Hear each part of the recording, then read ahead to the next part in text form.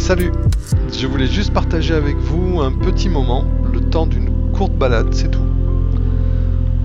L'occasion de faire un point aussi sur cette dernière danse avec Fat. Comme certains d'entre vous, j'ai eu la chance de rouler sur de nombreuses bécanes, dont certaines faiseuses de veuves des années 80, mais avec un peu de recul, j'ai toujours eu du mal à plaquer des mots sur ce type de relation entre un motard et sa bécane.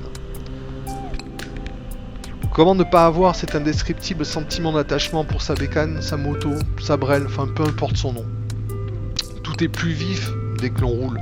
Des odeurs qui vous accompagnent selon les saisons ou la météo, dans les forêts, les bords de mer, les campagnes, tout est différent. Le sentiment aussi de pouvoir être rapide et puissant, c'est grisant.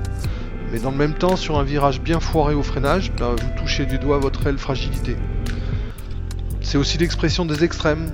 Un jour un tapis volant glissant sur le bitume et puis l'instant d'après ça peut être un bloc de métal hurlant qui emporte tout et qui déchire tout sur son passage, y compris votre permis. Le matin, je dois faire preuve de patience, je trépigne, je l'attends encore, car le matin elle n'est jamais prête pour rouler, comme je souhaite. Bah ouais, elle a son petit caractère. Elle peut être scintillante, elle peut être sale, chaude, froide. Elle respire, elle tousse, elle avance grave. Mais aussi elle rame pour je ne sais quelle raison.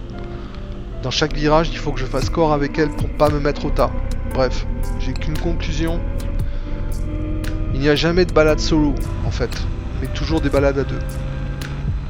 Voilà, ce petit bout de vidéo, c'est aussi l'occasion de faire un point sur cette dernière danse avec Fat.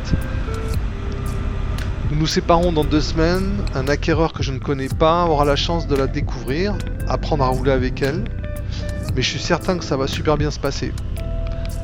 Elle est tellement facile entre 2000 et 4000 tours minute que elle se prend pour un scooter parfois. Et au-delà des 5000 tours, là, c'est Spock Enterprise.